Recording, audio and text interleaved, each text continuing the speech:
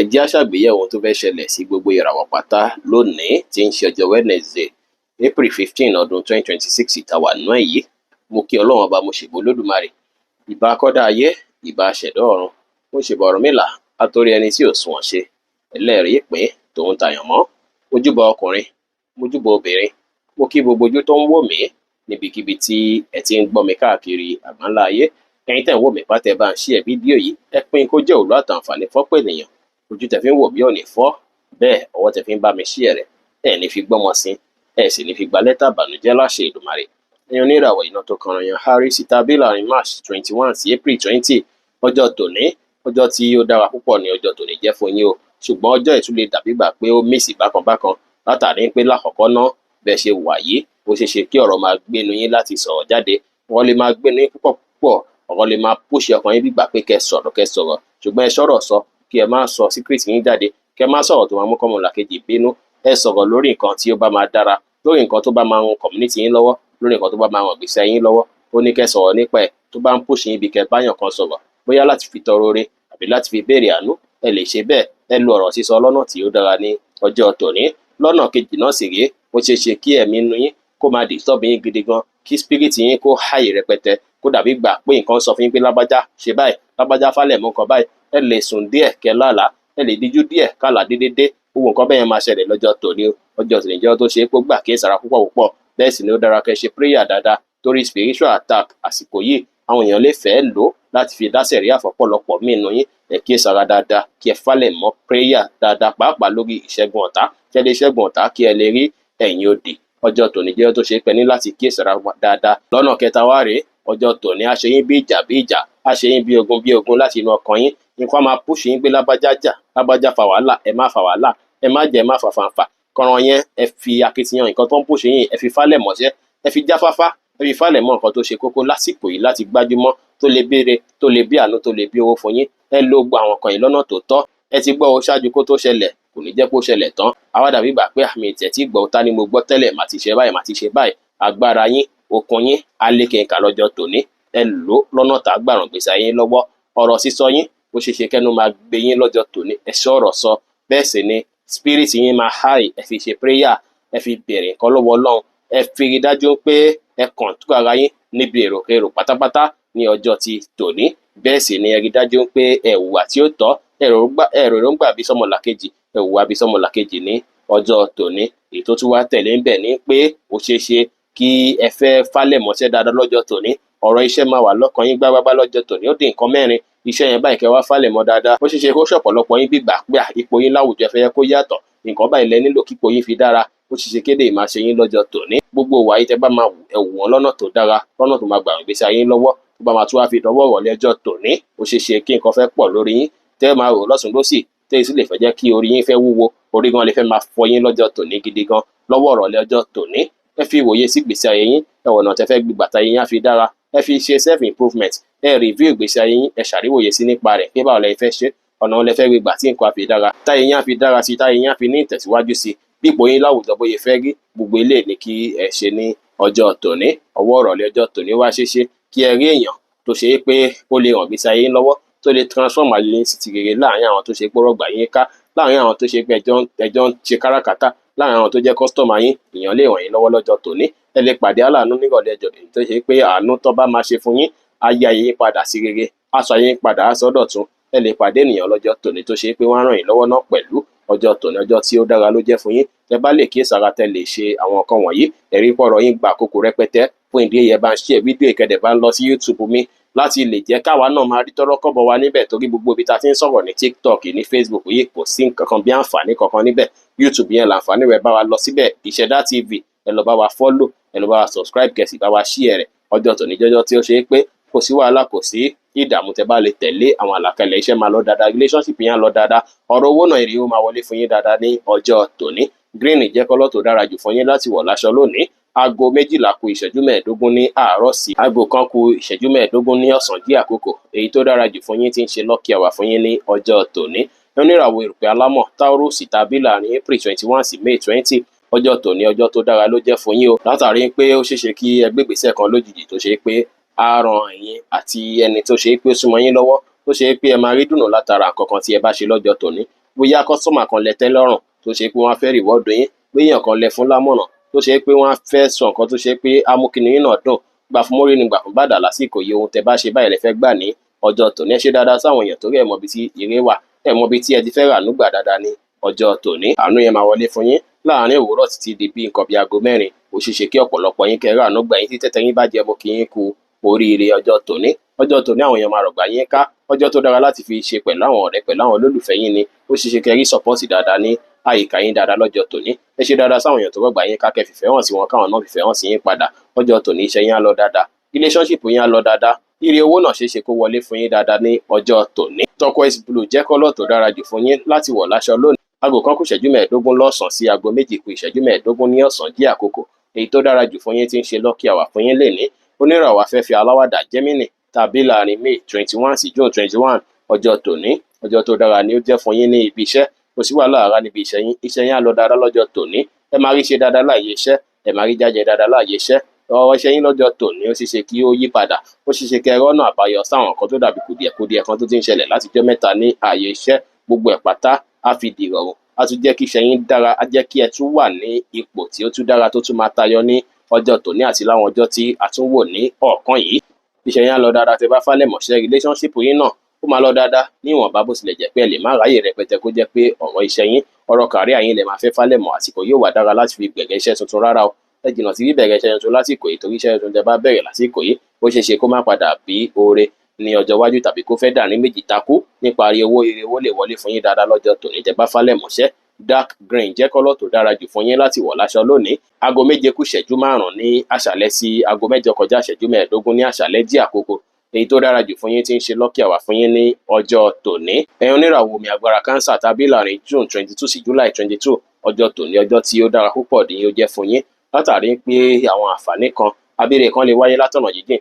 Bẹ́ẹ̀ sì ni ó ṣeé ṣe kí ẹ ní àwọn ìmọ̀ kan lọ́jọ́ tòní àbí àwọn ọgbọ́n kan tó ṣe pé ó máa wá fún yín, bóyá látara fíìmù tẹ́ wò, bóyá látara nǹkan tẹ́ ń tẹ̀ lórí fóònù lẹ máa ti rí àwọn ẹ̀díà kan. Ẹ máa ní ìmọ̀ sí lọ́jọ́ tòní, ìmọ̀ yín máa lékún sí ìmọ̀ tẹ́ bá sì mọ̀ lásìkò yìí. Ó fẹ́ ràn yín lọ́wọ́ lọ́jọ́ iwájú ni, ó máa ràn yín lọ́wọ́ lórí iṣẹ́ àti lórí ohunkóhun ní àwọn ọjọ́ iwájú tí à ń wò lọ́ọ̀kan yìí. Ọjọ́ tòní ẹ wá ìmọ̀, ẹ fi wá ìmọ̀ nípa ìgbésí ayé yín, ẹ fi wá ìmọ̀ nípa bí nǹkan ṣe fẹ́ dá, ẹ fi wá ìmọ̀ nípa iṣẹ́ yín kí iṣẹ́ yín lè ní ìdàgbàsókè. Gbogbo ìmọ̀ tẹ́ bá mọ̀ kí ẹ rí dájú pé ẹ mú wọn lò nípa ọ̀rọ̀ iṣẹ́ yín, kò sí wàhálà lénìí. Relationship yín náà lọ dáadáa, àǹfààní lè wá látọ̀nà jíjìn, àlejò lè dédé látọ̀nà jíjìn ní ọjọ́ tòní. Ọjọ́ tòní ẹ rí dájú pé ẹ ṣe wọ́n dáadáa, tálejò bá yà sí ọ̀dọ̀ yín ní ọjọ́ tòní ó ṣeéṣe kí ẹ ráǹfààní jẹ ní ara wọn. Níparí owó, iye owó lè wọlé fún yín tí ẹ bá fálẹ̀ mọ́ ohun tí ẹ ń ṣe dáadáa ní ọjọ́ tòní. Grey jẹ́ kọ́lọ̀ tó dára jù fún yín láti wọ̀ láṣọ lónìí. Lọ́wọ́ wọlé ọjọ́ tòní sí rèé, ó ṣeéṣe kí ìfàlẹ́mọ́ yẹn kó wá fẹ́ wáyé lórí iṣẹ́ dáadáa bí nǹkan bí aago 4-5 rọ̀lẹ́. Ó ṣeéṣe kó jẹ́ pé ọ̀rọ̀ iṣẹ́ yín ni ẹ máa fẹ́ fálẹ̀ mọ́. Ọ̀rọ̀ iṣẹ́ yín á fẹ́ kó sí yín lọ́kàn bí ìgbà pé iṣẹ́ mi gbọ́dọ̀ lọ dáadáa, mo gbọ́dọ̀ sa ipá àkitiyan lé lórí. Ẹ gbogbo àwáyé lọ́wọ́ wọlé ọjọ́ tòní. Grey jẹ́ kọ́lọ̀ tó dára jù fún yín láti wọ̀ láṣọ lónìí. Aago 8 kọjá ìṣẹ́jú 15 ní àṣálẹ́ sí aago 10 kù ìṣẹ́jú 15 ní àṣálẹ́ jí àkókò èyí tó dára jù fún yín tí ń ṣe lucky hour fún yín ní ọjọ́ tòní. Ẹ oníràwọ̀ iná tó gbóná rí Leo tàbí láàrin July 23 sí August 22 ọjọ́ tòní.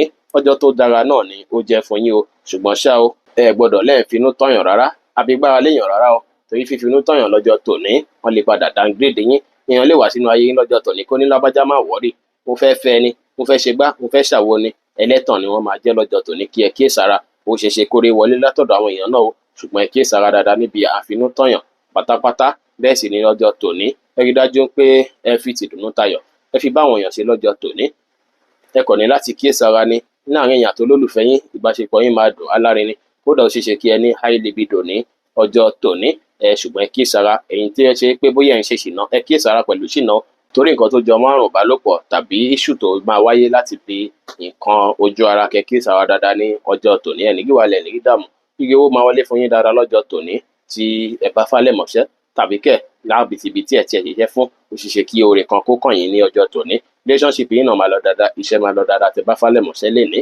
Brown jẹ́ kọ́lọ̀ tó dára jù fún yín láti wọ̀ láṣọ lónìí. Aago 7 ní àṣálẹ́ sí aago 8 ní àṣálẹ́ jí àkókò èyí tó dára jù fún yín tí ń ṣe lucky hour fún yín lénìí. Oníràwọ̀ erùpẹ̀ funfun Virgo tàbí láàrin August 23 sí September 22 ọjọ́ tòní ọjọ́ tó dára ló jẹ́ láàrin èèyàn tó lólùfẹ́ yín. Ìbáṣepọ̀ yín máa strong, ọ̀nà ara dáadáa lọ́jọ́ tòní. Ọjọ́ tòní ọjọ́ olólùfẹ́ ló jẹ́ fún yín o, àárín èèyàn tó lólùfẹ́ yín máa dùn á dára, alárinrin ẹ try láti rí dájú pé ẹ jìnnà sí gbogbo nǹkan tó jọ wọ́n misunderstanding láàrin èèyàn àti olólùfẹ́ yín lọ́jọ́ tòní, kó má bàa sí àwọ̀, kó má sí wàhálà, kó má sí ìdààmú. Ọwọ́ ìrọ̀lẹ́ ọjọ́ tòní ọ̀pọ̀lọpọ̀ yín tẹ bá wà lẹ́yìn nìkan gan á máa ṣe yín bí ìgbà pé kẹrọ ọkùnrin á máa ṣe yín bí ìgbà pé kẹrọ obìnrin ní ọwọ́ ìrọ̀lẹ́ ọjọ́ tòní. Ẹ máa wà very sensitive, ẹ sì máa ní higher libido ní ọwọ́ ìrọ̀lẹ́ ọjọ́ ti tòní. Ọjọ́ tòní ọjọ́ tó dára kẹ́ yà sọ́tọ̀ fún olólùfẹ́ yín ni, kẹ́ fi wà papọ̀, kẹ́ fi lọ́kọ àti ìgbà papọ̀. Èyí máa bí kí ìbáṣepọ̀ yín kó dùn, kó lárinrin dáadáa. Bẹ́ẹ̀ sì ni níbi iṣẹ́ àbí láyìíkáyè tí ẹ bá wà, ẹ rí dájú pé ẹ mix up gbogbo ẹ̀ papọ̀. Ẹ rọ̀rọ̀ nípa olólùfẹ́ yín ju bó ṣe yẹ lọ, kó má bàa ṣàkóbá fún iṣẹ́. Bẹ́ẹ̀ sì ni owó náà ṣe kó wọlé fún yín lẹ́yìn tẹ́ bá tẹpá mọ́ iṣẹ́ dáadáa ní àsìkò yìí. Áwọ̀ tó bá wáyé láàrin àti olólùfẹ́ yín tẹ́lẹ̀, ó ṣe kásìkò yìí kó ṣe pé ó lè fẹ́ níyànjú lọ́jọ́ tòní gangan. Brown jẹ́ kọ́lọ̀ tó dára jù fún yín láti wọ̀ láṣọ lónìí. Aago 2:10 ní ọ̀sán sí aago 3:10 ní ọ̀sán jí àkókò èyí tó dára jù fún yín tí ń ṣe lucky hour fún yín lénìí. Tí oníràwọ̀ afẹ́fẹ́ má rí mi fín Libra tàbí láàrin September 23 sí October 22, ọjọ́ tòní ọjọ́ tí ó dára náà ni ọjọ́ ìjẹ́ fún yín. Látàrí pé ìfálẹ̀mọṣẹ́ yín á lè kéka dáadáa, ẹ máa ṣiṣẹ́ bí gbà pé ó ní nǹkan kan tẹ́ fẹ́ gbà nídìí ẹ̀ lọ́jọ́ tòní ni. Ẹ ní fẹ́ jókòó, ẹ ní fẹ́ sinmi rárá, bí kí nǹkan ti dá, bí kí iṣẹ́ ti lọ dáadáa, bí kẹ́ jáde láti lọ wá bóyá fẹ́ dá ló máa rí fún yín. Ó sì dára kẹ́ ṣe bẹ́ẹ̀ lọ́jọ́ tòní. Ẹ má waste time lórí ìrònú rárá, tó bó ṣe tẹ́ bá dọ̀là ara yín tẹ́ bá wà lẹ́yìn nìkan, ìrònú lè fẹ́ máa wáyé. Ẹ lè fẹ́ máa rò àròkàn nípa ìgbésí ayé yín. Ẹ sọjú nù, kẹ́ má rò àròkàn rárá. Ẹ jí gìrì, kẹ́ dìde, kẹ́ wá bí nǹkan yẹn fẹ́ dá, kẹ́ fálẹ̀ mọ́ nǹkan tó ṣe kókó fún yín láti fálẹ̀ mọ́ lásìkò tó tó àtàsìkò tó yẹ. Ẹ má rò kankan rárá pàápàá. Action lẹ́nìdì lásìkò yìí, activation lẹ́nìdì lásìkò yìí. Ẹ̀sà ipá àtàkì sí yẹn lórí bí nǹkan yẹn fẹ́ dá. Ẹ má fààyè gba ìrònú rẹpẹtẹ rárá. Nípa ọ̀rọ̀ iṣẹ́ tẹ́ bá fálẹ̀ mọ́ṣẹ́ ṣe á lọ dáadáa. Relationship yín náà lọ dáadáa. Nípa ọ̀rọ̀ owó náà, ire owó ṣeṣe kó wọlé fún yín lọ́jọ́ tòní pẹ̀lú. Green jẹ́ kọ́lọ̀ tó dára jù fún yín láti wọ̀ láṣọ lónìí. Aago 1:15 ní ọ̀sán sí aago 2:15 lọ́sàn jí àkókò èyí tó dára jù fún yín tí ń ṣe lucky hour fún yín ní ọjọ́ tòní. Oníràwọ̀ mi tútù Scorpio tàbí láàrin October 23 sí November 22, ọjọ́ tòní ọjọ́ tó dára náà ni ó jẹ́ fún yín o. Tó ṣe pé gbogbo ìtẹ́ bá fọwọ́ bà ló máa dún fún yín. Gbogbo nǹkan tẹ́ bá ṣe pátá ọwọ́ ìrọ̀rùn máa wà ńbẹ̀. Gbogbo ẹ̀ ládé ọ̀hún lọ́jọ́ tòní. Tó ṣe pé ọgbọ́n ọ̀nà yẹn máa lè lò lórí ohunkóhun lọ́jọ́ tòní tí gbogbo àfi dára, gbogbo àfi pàfẹ́ẹ̀tì. Láṣálẹ́ ọjọ́ tòní síre àbọ̀wọ́ ìrọ̀lẹ́ ọjọ́ tòní ó ṣeéṣe kí stress lè fẹ́ pọ̀ rẹpẹtẹ púpọ̀ fún yín ní ọjọ́ tòní tí ẹ bá kíyèsára. Ó ṣeéṣe kí stress kó fẹ́ àfẹ́ẹ̀tì ìlera ara yín díẹ̀. Ẹ kíyèsára dáadáa ní ọjọ́ tòní. Ẹ má stress ara yín ju bó ṣe yẹ lọ. Iṣẹ́ tẹ́ bá nílẹ̀ tẹ́ bá wò pé ẹ sì lè ṣe díẹ̀ kẹ́ṣe yẹkú lọ́jọ́ kejì ó dára ju kó wà àfẹ́ẹ̀tì ìlera ara yín lọ. Ó ṣeéṣe kó fẹ́ rẹ̀yìn tẹ́ pátápátá lọ́wọ́ ìrọ̀lẹ́ ọjọ́ tòní kí ẹ sì yín fẹ́ rí bákan. Fún ìdí èyí kẹ́ kíyèsára dáadáa. Iṣẹ́ á lọ dáadáa, relationship yín náà á lọ dáadáa. Ire owó náà máa wọlé fún yín lọ́jọ́ tòní tẹ́ bá fọgbọ́n ṣe tẹ́ fẹ̀lẹ̀ ṣe. Lime green jẹ́ kọ́lọ̀ tó dára jù fún yín láti wọ̀ láṣọ lónìí. Aago 6:30 láàárọ̀ sí aago 8:15 láàárọ̀ jí àkókò èyí tó dára jù fún yín tí ń ṣe lucky hour fún yín ní ọjọ́ tòní. Oníràwọ̀ iná àtùpà Sagittarius tàbí láàrin November 23 sí December 22, ọjọ́ tòní ọjọ́ tó dára ló jẹ́ fún yín. Ó sì lè jẹ́ pé àárín ẹ̀yin àti mọ̀lẹ́bí yín ó ṣeéṣe kí kíláàṣì díẹ̀ fẹ́ wáyé díẹ̀ lọ́jọ́ tòní. Ó lè jẹ́ láàrin àtèèyàn nínú ilé yín, ṣùgbọ́n kíláàṣì yìí á níyànjú tí gbogbo ẹ̀ máa rọrùn tí ò ní wà láti ò ní sí ìdààmú. Ọjọ́ tòní ọjọ́ tó dára ni láti fi lọ́kùnkùn àti ìgbà nínú ilé pẹ̀lú ìyàwó yín, pẹ̀lú ọmọ, pẹ̀lú fámìlì yín. Ẹ ṣe dáadáa sí gbogbo wọn lápapọ̀. Kẹ́ hùwà tó tọ́ sí wọn, kẹ́ má hùwà lọ́nà àìtọ́ sí wọn rárá. Ọwọ́ àṣálẹ́ tòní ẹ máa rí nǹkan ọ̀dùnnú tọ́wúrọ̀ bá tiẹ̀ wá rí bákan tó bá dàbí gbà pé responsibility ó pọ̀ fún yín lọ́jọ́ tòní nínú ilé. Ọwọ́ ìrọ̀lẹ́ ó ṣeéṣe kí ẹ tún rí nǹkan ọ̀dùnnú tó ṣe gbá tí mo kí inú yín dùn amúkáyọ̀ yín kún. Ọjọ́ tó dára lọ́jọ́ tòní jẹ́. Tẹ́ bá fálẹ̀ mọ̀ṣẹ́ náà tẹ́ bá lọ bíṣẹ́, iṣẹ́ á lọ dáadáa. Relationship yín náà ó máa lọ dáadáa lọ́jọ́ tòní. Nípa ọ̀rọ̀ owó, ire ó máa wọlé fún yín lọ́jọ́ tòní pẹ̀lú. Light green jẹ́ kọ́lọ̀ tó dára jù fún yín láti wọ̀ láṣọ lónìí. Aago 8:15 láàárọ̀ sí aago 10 láàárọ̀ jí àkókò èyí tó dára jù fún yín tí ń ṣe lucky hour fún yín ní ọjọ́ tòní. Oníràwọ̀ ìpele eruku Capricorn tàbí láàrin December 23 sí January 19, ọjọ́ tòní ọjọ́ tí ó dára ló jẹ́. Ó ṣeéṣe kí ẹ finalize ọ̀rọ̀ kan pẹ̀lú èèyàn ní ọjọ́ tòní. Ọ̀rọ̀ yẹn lè jẹ́ tó ṣe pé ẹ ti ń fẹ́ yanjú láti bí ijọ́ 2-3 sẹ́yìn tí gbogbo ẹ̀ níyanjú ní ọjọ́ tòní. Ọjọ́ tòní sí rèé, nǹkan máa lọ dáadáa fún yín ní ibikíbi. Àwọn èèyàn máa gbárùkù tì yín. Ẹ máa rá àwọn èèyàn bá ṣe dáadáa lọ́jọ́ tòní. Ẹ̀rí dánìkan ṣe ìgbésí ayé yín ní ọjọ́ tòní. Ó ṣeéṣe kí ẹ tún rí support látọ̀dọ̀ àwọn tó jẹ́ bí àbúrò àbí ẹ̀gbọ́n ní ọjọ́ tòní pẹ̀lú. Ọjọ́ tòní jẹ́ ọjọ́ tó ṣe é pé ní láti free pẹ̀lú àwọn èèyàn. Ẹ ní láti tún lọ pọ̀rọ̀ pípé yín. Ẹ gbọ́dọ̀ jìnnà sí àní doubting mind pátápátá. Ẹ dúró digbí lórí ẹsẹ̀ yín lórí nǹkan kíkọ tẹ́ bá fẹ́ ṣe. Ọpọlọ yín máa jí pépé dáadáa lọ́jọ́ tòní. Ọpọlọ pípé yẹn lẹ fẹ́ lò lórí ohunkóhun lọ́jọ́ tòní láti jẹ́ kí nǹkan lọ dáadáa. Ẹ wá sọ̀rọ̀ sọ, ẹ má sọ̀rọ̀ àsọjù láwùjọ. Kẹ́ kíyèsára, kẹ́ fọgbọ́n ṣe kẹ́ fẹ̀rẹ̀ ṣe ọwọ́ ìrọ̀lẹ́ ọjọ́ tòní ó ṣeé ṣe kí ẹ fẹ́ tètè lọ sí ilé láti ibi iṣẹ́ kíṣẹ́ tí ẹ bá wà ó ṣeé ṣe kí ilé tètè máa wọ̀nyí lọ bí ìgbà pé kẹ́ ti délé tó ṣe é pé á dàbí kẹ́ wà pẹ̀lú mọ̀lẹ́bí kẹ́ wà pẹ̀lú olólùfẹ́ yín tàbí kó ṣe pé fẹ́ lọlé láti mójútó àwọn kankan àbí láti yanjú àwọn kankan ní ọjọ́ tòní nípa ọ̀rọ̀ iṣẹ́ yín kò sí wàhálà rárá relationship yín náà dára iye owó náà ṣeé ṣe kó wọlé fún yín lọ́jọ́ tòní lime green jẹ́ kọ́lọ̀ tó dára jù fún yín láti wọ̀ láṣọ lónìí aago 10 láàárọ̀ sí aago 12 kù ìṣẹ́jú 15 láàárọ̀ jí àkókò èyí tó dára jù fún yín tí ń ṣe lọ́kì ẹ̀wà fún yín ní ọjọ́ tòní lime green jẹ́ kọ́lọ̀ tó dára jù fún yín láti wọ̀ láṣọ lónìí aago 10 láàárọ̀ sí aago 12 kù ìṣẹ́jú 15 láàárọ̀ jí àkókò èyí tó dára jù fún yín tí ń ṣe lọ́kì ẹ̀wà fún yín lénìí oníràwọ̀ afẹ́fẹ́ oníbínú Aquarius tàbí láàrin January 20 sí February 18 ọjọ́ tòní ọjọ́ tí ó dára ló jẹ́ ohun tí ẹ̀ ń lé lórí owó ó ṣeéṣe kí ó padà kílíkì fún yín ní ọjọ́ tòní o tí owó lè wọlé fún yín ní ọjọ́ tòní ọjọ́ ìfàlẹ́mọ́ kan ló jẹ́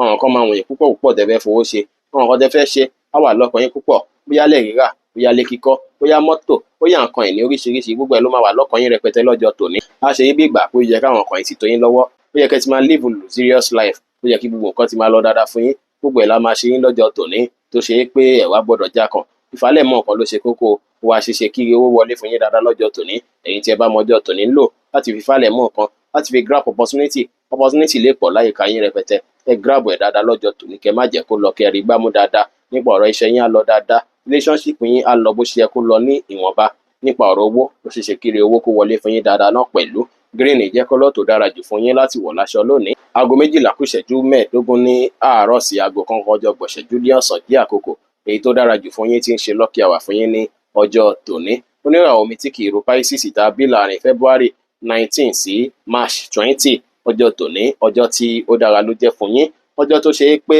nǹkan máa pọ̀ lórí yín ó máa mísì bákan ẹ lè dunnú nísìn kó tún dàbí gbà pé ọ̀tá yín tún fẹ́ banújẹ́ nísìn ẹ lè rẹ́rìn nísìn kẹtúrí nǹkan ìbínú ní àìpẹ́ yìí nǹkan máa mísì dáadáa fún yín ní ọjọ́ tòní ó ṣeéṣe kọ́rọ̀ máa gbénà yín náà lọ́jọ́ tòní láti sọ jáde tàbí kíyàn fẹ́ bí kí ẹ sọ̀rọ̀ kíyàn fẹ́ fẹ́ràn yín dáadáa lọ́jọ́ tòní kíyàn fẹ́ bí kí ẹ sọ̀rọ̀ lọ́jọ́ tòní bẹ́ẹ̀ sì ni kankan lè máa push yín pé lágbájá ẹ try láti sọ̀rọ̀ jáde tàbí kẹ́ rí nǹkan tó ṣe pé àwọn èèyàn sọ̀rọ̀ lé lórí ní ọjọ́ tòní ẹ sọ̀rọ̀ sọ láàrin yẹn ẹ sọ̀rọ̀ lọ́nà tó máa dá kẹ́ má wulẹ̀ sọ̀rọ̀ lọ́nà tó ṣe pé ó lè bà bí kí wọ́n sọ ọ̀tá yín lẹ́nu agbára máa wà fún yín lọ́jọ́ tòní agbára máa wà lórí àwọn yín láti ṣe prayer ẹ ṣe prayer lórí àwọn kan tẹ́ ẹ̀ fẹ́ dáadáa lọ́jọ́ tòní pàápàá lórí àwọn kan tí ẹ ò fẹ́ tẹ́ fẹ́ lòdì sí ẹ ṣe prayer lé lórí dáadáa lọ́jọ́ tòní ó ṣeé ṣe kí àdúrà yín kí ó di ìtẹ́wọ́gbà dáadáa ní ọjọ́ tòní náà sì rèé ẹ máa rá àǹfààní jẹ lára àwọn tó súnmọ́ yín pẹ́kípẹ́kí ire wà látara àwọn tó súnmọ́ yín tó ṣe é pé orí òjijì tẹ́ ò ti ẹ̀rù kàn tẹ́lẹ̀ rárá lójijì láṣẹlẹ̀ kíyàn kan lè wá bá yín ó lè jámọ̀ràn lèèyàn máa fún yín tó yẹ pé lójijì ẹ dẹ̀ máa rí àmọ̀ràn yẹn ní èrè gbígbà pé èèyàn ṣe nǹkan ńlá fún yín tó yẹ pé ó lè ràn yín lọ́wọ́